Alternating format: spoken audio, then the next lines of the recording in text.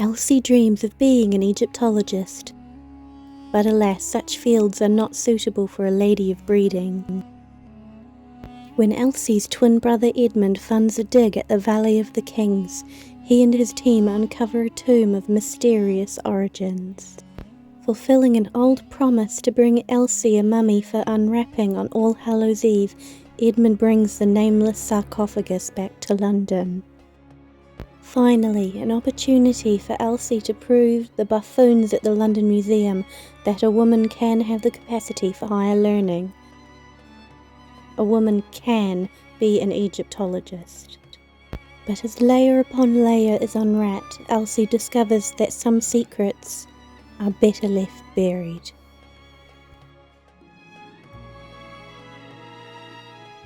Welcome back to Creepy Kitty Creations. I had intended to have this up in time for Halloween, so sorry it's a little bit late. Well, very late. What can I say? This video was cursed and my audio got deleted 3 times in a row. I have a very special video in store. Those of you who are familiar with the channel have probably seen all my Egyptian-y decor on my desk. This is because I started writing a gothic horror book, Till Death Us to Part, and I wanted to make the mystery mummy from this story. I've been dying to make him since December last year, and this just seemed like the perfect opportunity to finally make him. So I'll be using this doll base from AliExpress. Don't need these. He's just the perfect size for a cute little version of this character. And I even have the perfect box shape for his sarcophagus. Ideally it would be human shaped, but I can make this work. Perfect mummy size. So let's get started. Sense of deja vu, it's almost like I've recorded this before. What do they say? 3rd time's the charm. First I'm going to cut his head open because I want to make some custom glow-in-the-dark eyes for him.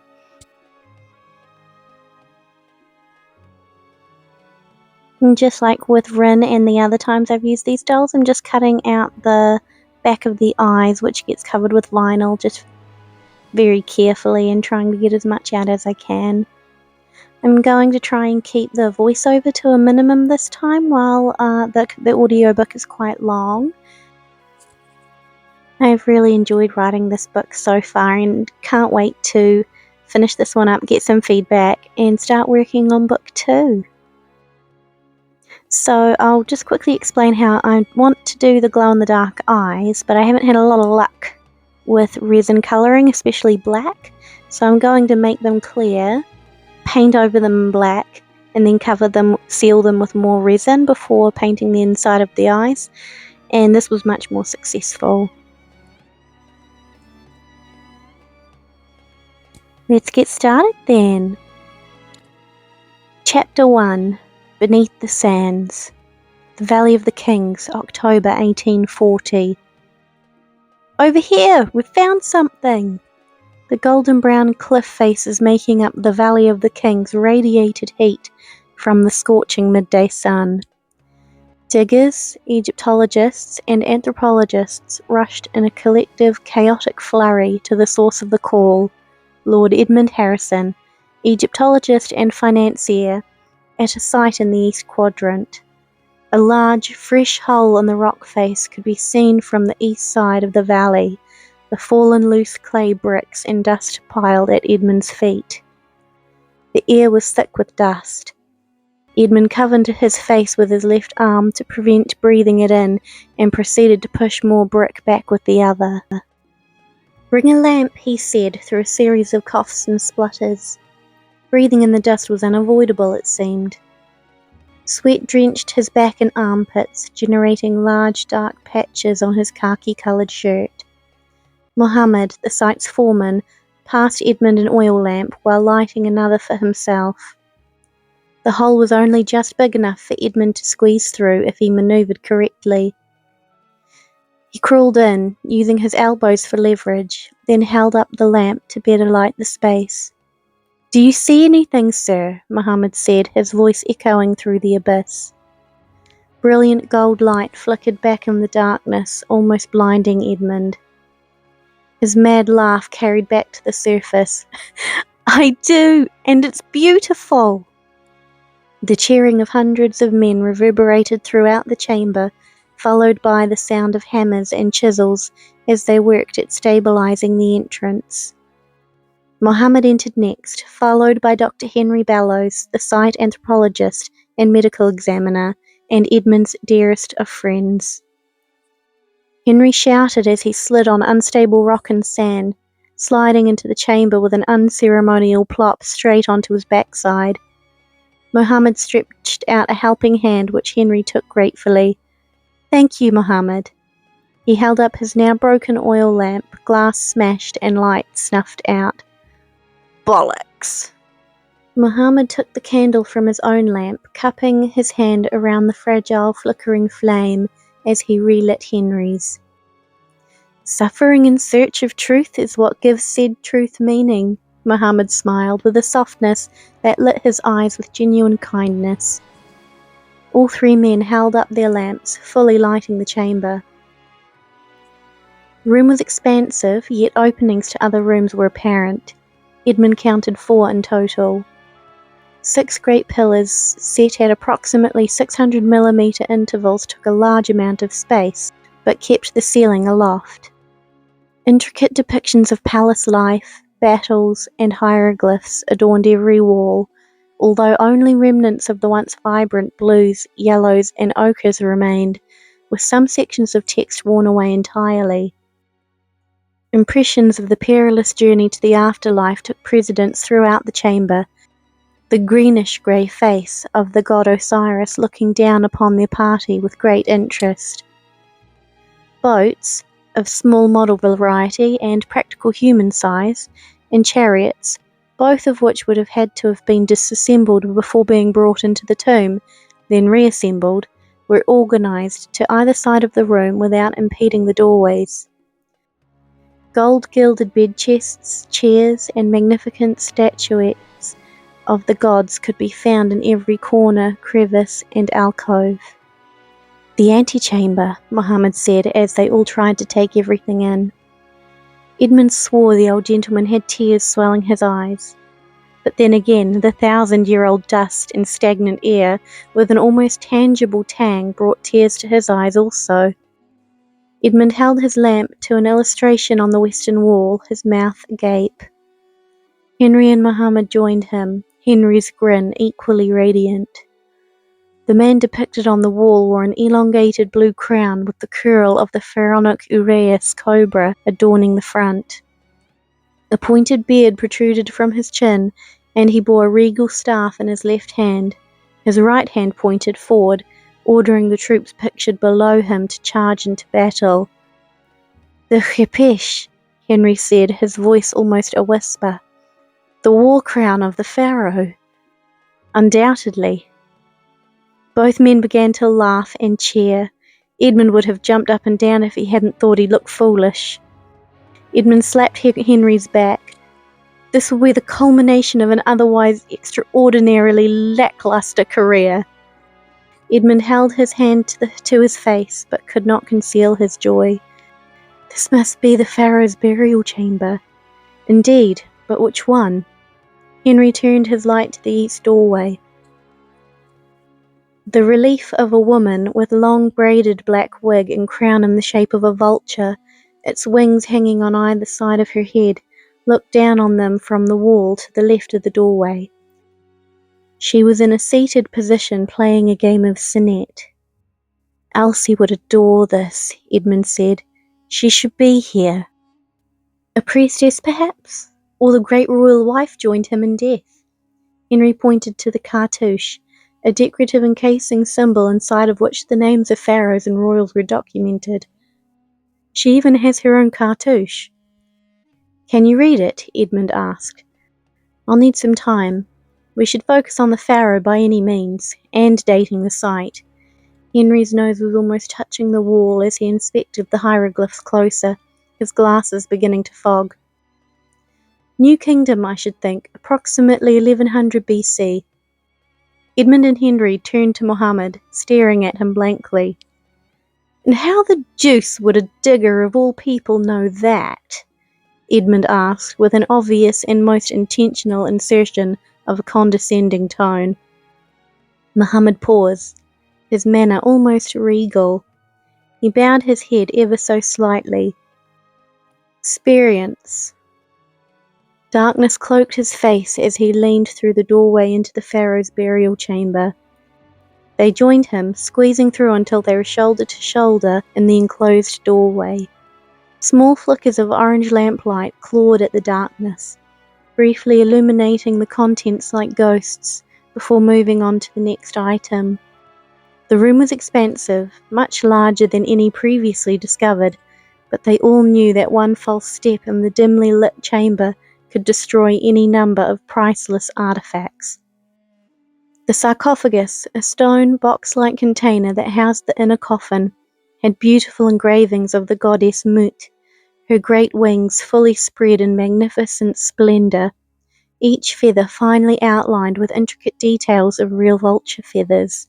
The pshent to the united crown of Upper and Lower Egypt atop her head. Stone sarcophagus, canopic jars depicting the 4 sons of Horus, and, of course, the location of the Valley of the Kings are all good indicators of New Kingdom workmanship, Henry said, scanning the room. And the Khipesh, of course. Mohammed carefully examined the room, lightly touching a relief of the pharaoh carved onto the wall. "You, sir, of all people should know what vast truths and secrets lie beneath this dirt and sand." The almost nostalgic manner in which he gazed upon each artifact, lingering as if he could hardly bear to look away, unsettled Edmund. He could not say why. Do not mistake physical labour for lack of intellect. Some things, dear boy, cannot be learned in a lecture hall. Egypt is my home. I've toiled and worked this land for longer than the span of your entire education. Edmund was glad of the darkness as his cheeks burned and gut lurched. An awkward silence ensued. Henry cleared his throat. "Most impressive, my man. I'm most glad we were able to secure your services. Aren't we the lucky chaps, eh, Edmund?" A firm elbow to the ribs almost knocked the breath from Edmund's lungs. "Indeed." The room hummed with people working, Mohammed instructing the dig workers to bring in more lamps and clear excess sand from the wall carvings and hieroglyphs with expert precision. Henry trailed behind them, mumbling aloud while he scribbled and transcribed the ancient texts into his battered rawhide journal. Edmund chuckled, placing a friendly arm around Henry's neck, reading over his shoulder. "You're positively glowing, old bean. You weren't even this giddy as a schoolboy."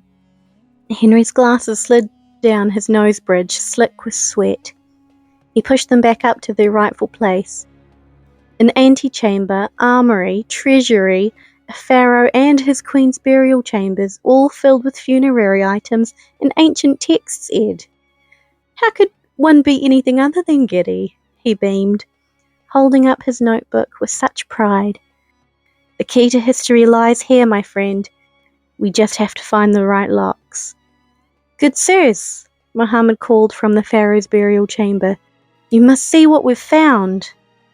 Edmund and Henry weaved their way through the other workers, squeezing past the giant stone pillars to the pharaoh's burial chamber.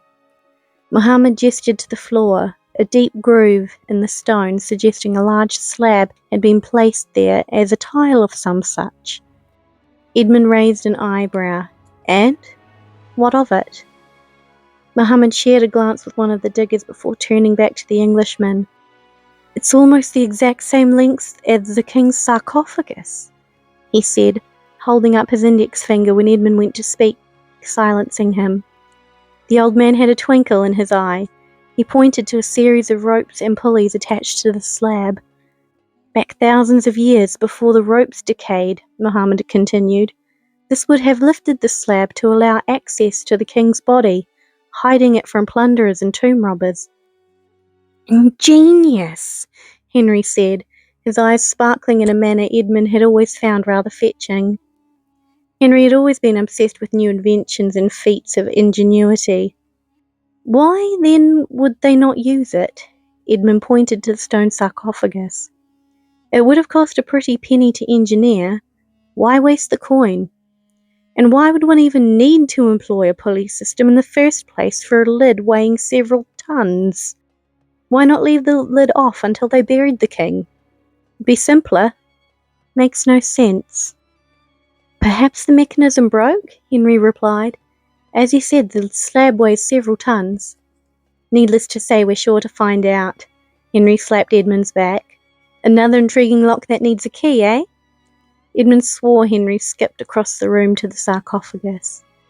While the larger items and treasures lay in the antechamber, armoury, and treasury, of which Edmund was most eager to examine most intimately, the pharaoh's funerary items had been carefully configured within his burial chamber.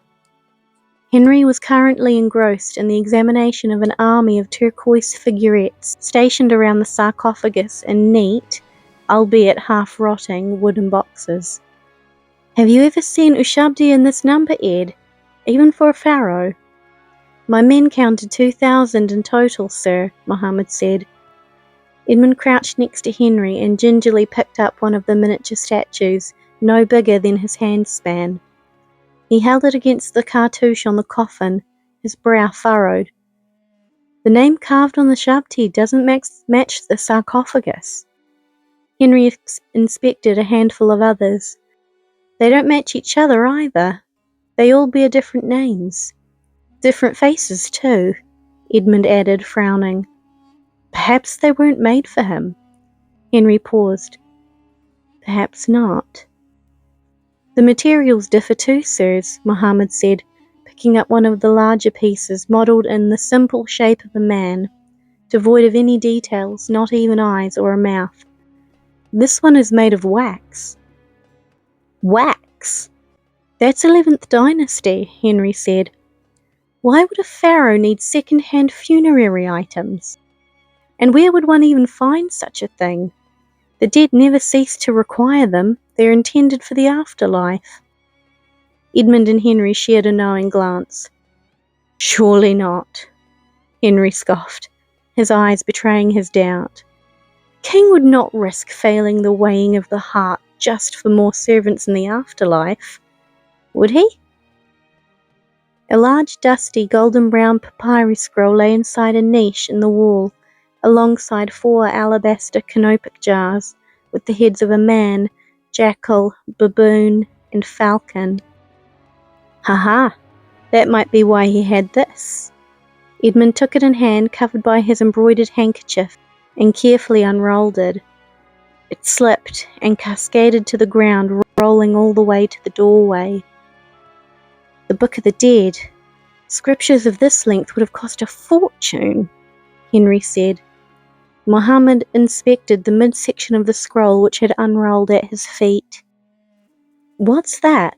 Mould?" Henry asked. Muhammad gently stroked the edge with his finger, coating it in fine black powder. "Smells more like charcoal, sir." Muhammad leaned in closer to the texts written on the 1,000-year-old paper. "Papyrus is fragile. It could not have burnt like this without incinerating the parchment. It's simply not possible." "And yet there are no burn holes," Henry said, wiping his fogged-up glasses on his sleeve before stifling a series of coughs. Edmund snorted. "So the gods discovered the sin of thievery and burnt away his protective spells?" While he knew the ancient culture well, he had never believed in the metaphysical mumbo-jumbo. Muhammad scowled but said nothing. Edmund turned his attention to the 4 canopic jars, mumbling under his breath. "These alone would be worth a fortune." Another sharp jab to the ribs. Henry's breath felt warm against his ear. "None of your tricks this time. I mean it, Ed." "You wound me, old bean. I would never," Edmund replied with a wink before moving on to the far left wall. What do you chaps make of this?" he asked, including Muhammad this time, gesturing to the depictions and hieroglyphs etched into the wall. The pharaoh was standing over a man-creature brandishing a Kopesh sword, poised to slay him. The man had the paws of a lion held up defensively. An excessive number of hieroglyphs surrounded the scene. It seems to be referencing a great evil of some kind, sirs, Muhammad said, his voice calm and expression as unmoving as those trapped in the wall. Yes, Henry confirmed, wiping the puffs of mist covering his glasses before sliding them back up his nose. His breathing was heavy and uneven. And also reference to... I don't know, Henry thought aloud in a low whisper as he reread the texts. Defeat or triumph over evil, abomination, or some such? I shan't be sure of the exact meaning until we examine the texts as a whole. Edmund could almost dance to the beating of his heart, a merry jig, high tempo. Elsie would be in paradise here. Oh, how she will love this! Edmund laughed, jumping and clicking his heels before taking one of his men to transcribe everything, every hieroglyphic, every word, every spell. I can finally keep my promise, he thought. Leave the sketches to me, he said with a hearty laugh. It's the mysterious ones that make the papers, old chap. No one back home in civilization is interested in a plain, dusty old mummy anymore. Except Elsie, of course. Henry watched as Edmund left the pharaoh's burial chamber in exchange for the treasury, no doubt. When his attention returned to the wall to further inspect the mysterious hieroglyphs, Muhammad's expression had soured, his gaze cast upward. Suddenly he seemed so far away despite the close quarters. Please don't mind him, he gets overzealous, unthoughtful. Blithering idiot at times, in all honesty. Henry laughed in his usual awkward manner, but it seemed lost on the older gentleman. Muhammad sighed, so deep and so tired he seemed to carry the weight of the world. You bury your dead back in England, correct, sir? With due care, proper rites, and such? He asked hesitantly, maintaining composure. Henry gulped. Yes, sir, of course. Muhammad gave a small, thoughtful nod. These are my people, Doctor. They have never been, nor ever will be, plain old mummies, as Lord Harrison so indelicately put. He placed his hands over the intricately carved face of the lion man creature and closed his eyes. They are the ancestors of my people, my ancestors, my history, my family. These are Egyptians. Every discovery, big or small, peasant or pharaoh, is meaningful to me. Henry felt a burning in his cheeks and an uncomfortable tightness to his chest. He hadn't been at fault, yet he felt such shame he couldn't speak. Muhammad smiled at him, with a kindness Henry was more accustomed to seeing in the foreman. The dead, no matter how old, deserve the same respect and courtesy as you would afford your own people, your own family. Henry nodded, his lips squeezed into a sheepish smile. Of course, dear sir, you're absolutely right. He looked up, pointing to the sickle-like sword wielded by the stone pharaoh. Perhaps Ed would actually listen to my reprimand if I had one of those. Muhammad laughed heartily, one of those warm, infectious laughs, and soon both men were bracing their ribs and wiping tears from their eyes. I happen to have one, should you require it, Dr. Henry, Muhammad said in jest. Henry felt a mellow glow in his chest at being referred to in such a friendly manner. It was a privilege he would have to live up to. If you don't mind my asking, what was it that got you into this line of work? You certainly have great aptitude for it. Muhammad bowed his head in thanks. I learned from my father, and he from my grandfather, and he from my great-grandfather and his great-grandfather before that. My family was born in these sands. It's where we've always lived, so it has been and so it shall always be. Well, we are certainly grateful for your assistance. Henry winced when he heard Edmund barking commands from one of the other rooms. Even if some of us have an odd way of showing it. I feel it's worthwhile what we do here. learning history, saving artifacts that can be saved, and restoring what can be restored for future generations. Henry furiously continued sketching the scenes and texts from the burial chamber into his notebook. He was faster and neater than Edmund was. He'd always wanted to be an artist, but his parents had insisted he study medicine instead. More men have been sent to the poorhouse through art than famine, politics, and war combined, his father had said. And so it was medicine for his parents, but secretly adding archaeology to his syllabus for his sanity. Of course, preservation is at the heart and soul of archaeology. It is worthwhile works, and the ancients would be pleased to be remembered. It was their ultimate goal, after all, Mohammed said, stopping to advise his diggers on how to start digging out the stone slab submerged in the floor.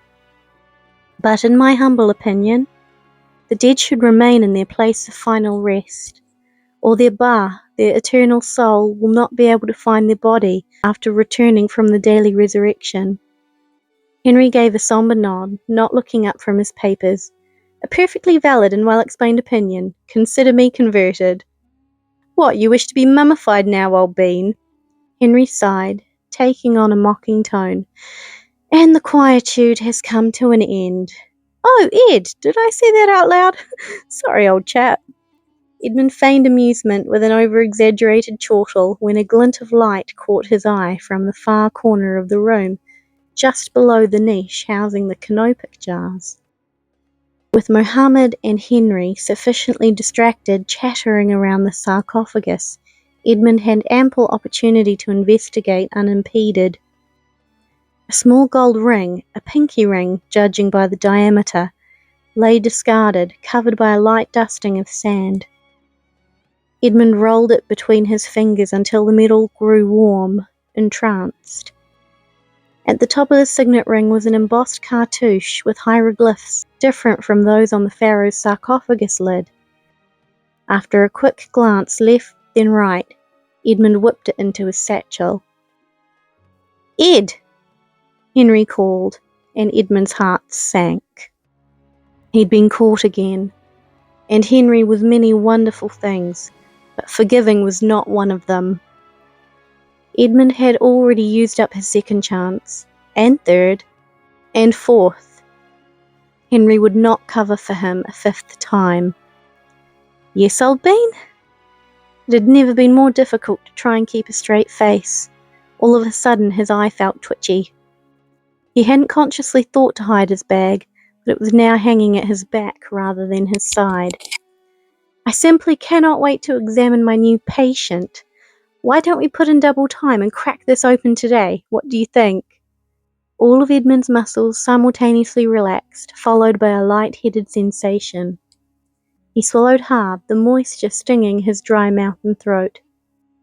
Not for me, old boy. Elsie will have me drawn and quartered if she discovers I didn't inform her of our discovery with utmost immediacy. I shall retire to my letter writing. Pins and needles pricked Edmund's back and neck. He shivered. Besides, haven't we asked enough of poor Mohammed and his men for the day? I'm sure they've been most eager to return home for supper. It's been an exciting day. Henry and Mohammed shared a glance and a raising of eyebrows. Henry shook his head and rubbed the back of his neck. If you say so, you always become oddly considerate whenever Elsie is involved. Edmund laughed, already halfway through the doorway exiting the burial chamber. Naturally, she is and always will be my oldest and closest companion, you know that. Oh, all too well. Perhaps we should have smuggled her here against his lordship's wishes. Imagine if she was here 24/7. She'd be the best of influences on you. Henry's retort echoed through the chamber as Edmund made his way back through the main corridor and up the stairwell, lowering his gaze whenever he passed one of the workers. All of a sudden his bag felt far heavier than it ought to. Edmund shielded his eyes from the blazing sun with his hand and drew in a deep, cleansing breath. The breeze was pleasant, almost cool compared to the stagnant air inside the tomb. Tents, canopies, and makeshift encampments littered the sprawling landscape. The luckier of the workers, namely the Egyptologists and specialists, occupied the tents with 4 cloth walls to keep out the wind and sand. While the giant pyramid-like cliffs provided a degree of shelter, the sand, assisted by swift, stifling winds, penetrated any barrier, filling any available space, crook, and crevice. The current state of Edmund's shoes and underclothes were a testament to that. As he tried to make his way out of the valley, his legs burned from ploughing through thick areas of sand, his boots filling with more sand with every step. Edmund grunted, unlacing his boots whilst trying to keep his balance as he removed them to drain them of the abrasive annoyance. The uneven terrain shifted his balance. There was no way to keep himself from falling. He cried out, falling backward onto the hard limestone and almost certainly fracturing his tailbone. After shouting several profanities, he felt the rock shift beneath him, crackling like hatching eggs before giving way entirely. Everywhere hurt. Every small inhalation of breath was like a dagger to the ribs, followed by an intense, deep burning in his chest. There was total darkness, save for a blurry ball of light directly above where he lay. Edmund's ears rang devilishly loud. All was silent, aside from that blasted ringing. Distant voices were enveloped by it. Edmund could barely make them out. "Ed!" Familiar arms wrapped themselves around his shoulders. In that moment, despite the pain, he felt safe and perfectly at ease. "Henry?" "Good God, Ed," Henry said, gently lifting Edmund into a sitting position. He started to examine him, lifting Edmund's arms and slowly rotating them to check for injury. Edmund winced at the rotation of his left arm at the shoulder joint. "You've taken years of my life, old chap. Gave us all one hell of a fright." Henry's voice was shaking. No one else seemed to notice. The world around him slowly came into focus. Though still dark, the area was now illuminated by multiple lamps. "What happened?" Edmund croaked, wiping a thick layer of dust from around his eyes and face. "The rock gave way where you fell, sir," Mohammed said softly. "Some of my men saw you fall and alerted us with the utmost urgency." He slowly turned his head, inspecting the area. He shook his head.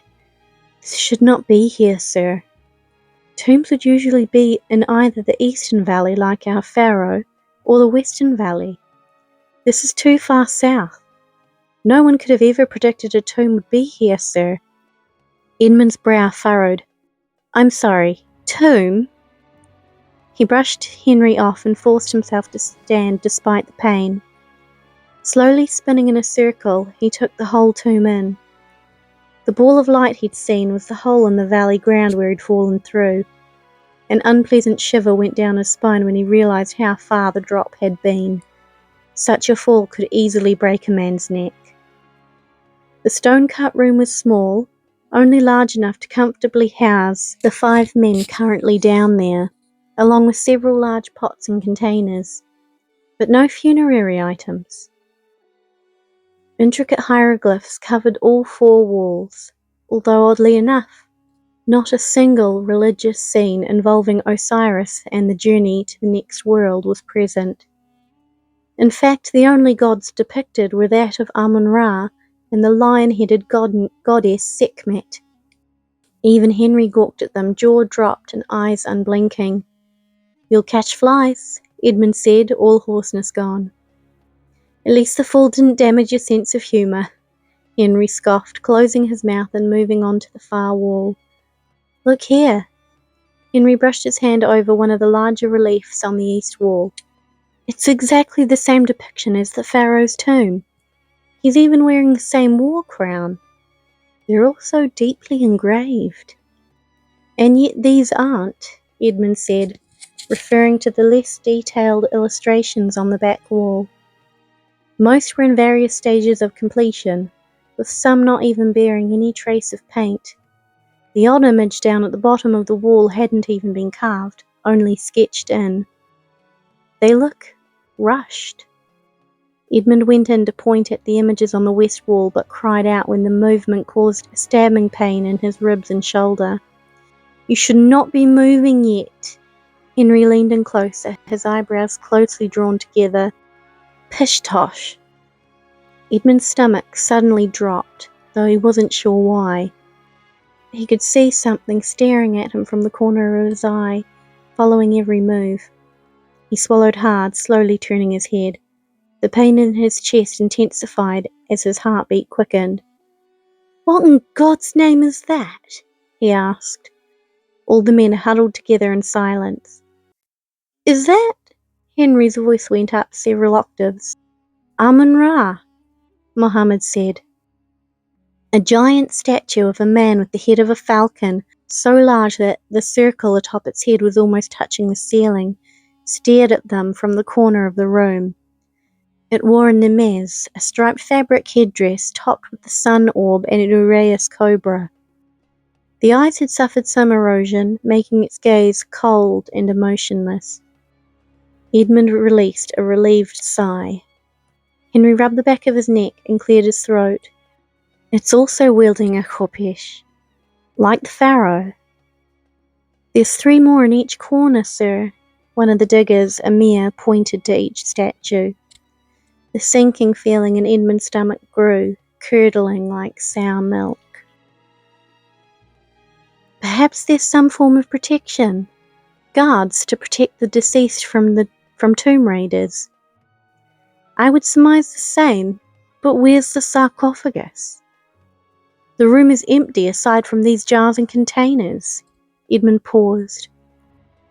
"Look carefully at the faces and orientation of the statues." Edmund stumbled to the centre of the square room, motioning for Henry and Mohammed to join him. All 4 statues of the sun god stared back at them, prepared to attack. "They aren't poised to keep someone out." Edmund's shoulder throbbed and his breathing became strained. "But to keep something in."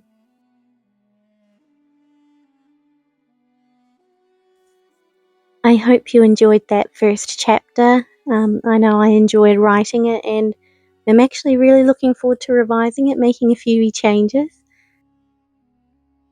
I won't go into too much detail because I don't want to give away any spoilers, but I do maintain that the mummy doll and the sarcophagus is being made accurately to the story, and every element has been put there for a reason.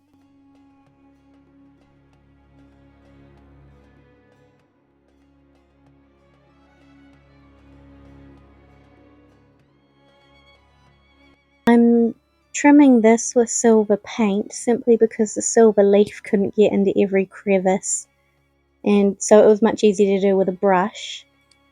I actually tested out 4 different kinds of silver paint. This one was the best I could find, but nothing was quite as brilliant as the silver leaf.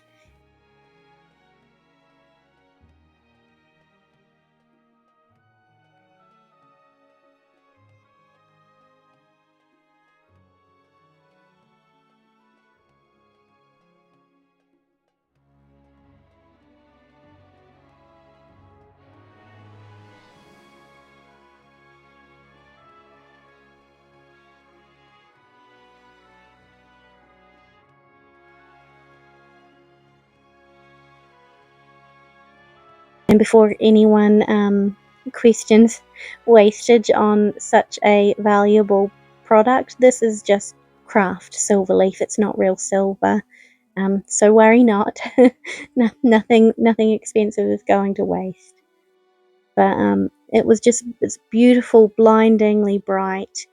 So I wanted to use it for the inside of the lid and the hieroglyphs on the outside of the box, because none of the paint that I tried were quite this brilliant, and I just thought it gave it a little bit of something extra.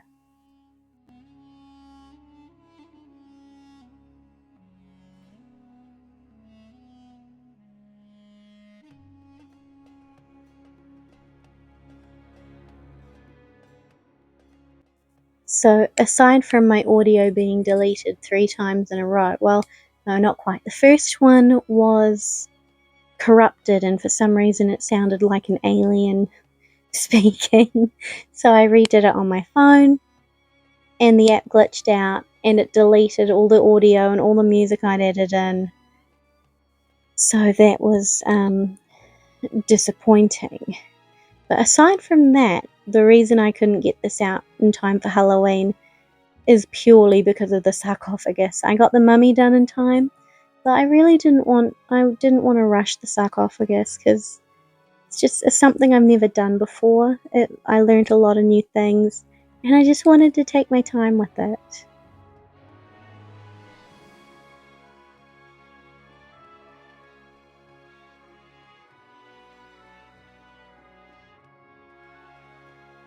I decided to add a little bit of the silver leaf to parts of the humanoid part of the sarcophagus on the top, just to give it that wee bit of shine. What can I say? It pleases my goblin brain. I've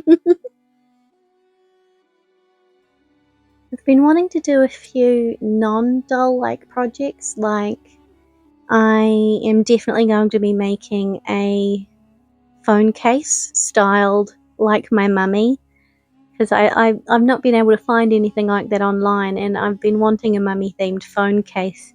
So I thought, why not make it myself? But I don't know, is that something you guys would like watching on this channel, or is that something that you might prefer on my author channel?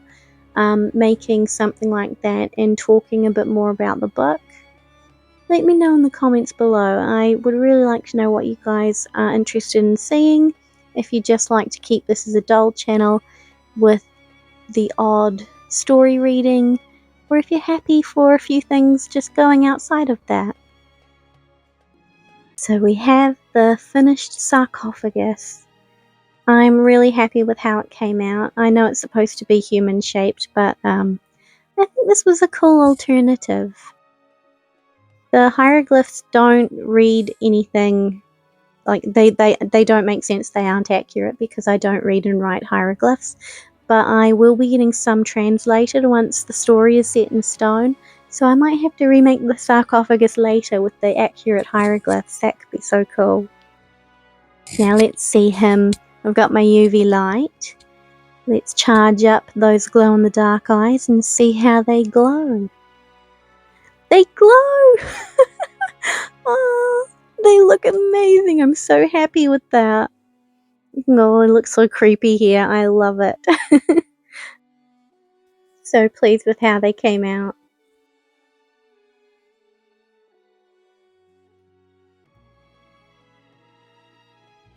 And we have our finished mystery mummy. I hope you enjoyed the story. It is still at quite an early stage, so I'd love to hear your comments and feedback in the comments below. While I was doing this, I actually also got my author website up and running, as well as a bi-monthly newsletter that people can sign up for, and you'll get the first chapter of an upcoming novella, Mary's Calling, which is actually the story that got me into doll customizing in the first place. If you want to see the website, I've got that linked in the description box below. Or if you'd like to just directly sign up for the newsletter, I also have that linked in the description box below. It's just a way to keep up. You'll get insight onto what I'm working on, how progress is coming along with particular stories, and a bunch of fun subscriber-only benefits. So this year is my second year of having an infusion for osteoporosis, brittle bones. So I've decided to take December off this year, not put any pressure on myself. Just have December to rest, play some games, have some fun, recuperate. I hope you all take the time to do that too. I hope you all have a very Merry Christmas and the happiest of New Years. Stay safe, and I'll see you next time. Oh, and don't forget to like the video if you like the video, subscribe if you want to see more, and comment. I do love reading all of your comments. Okay, that's it.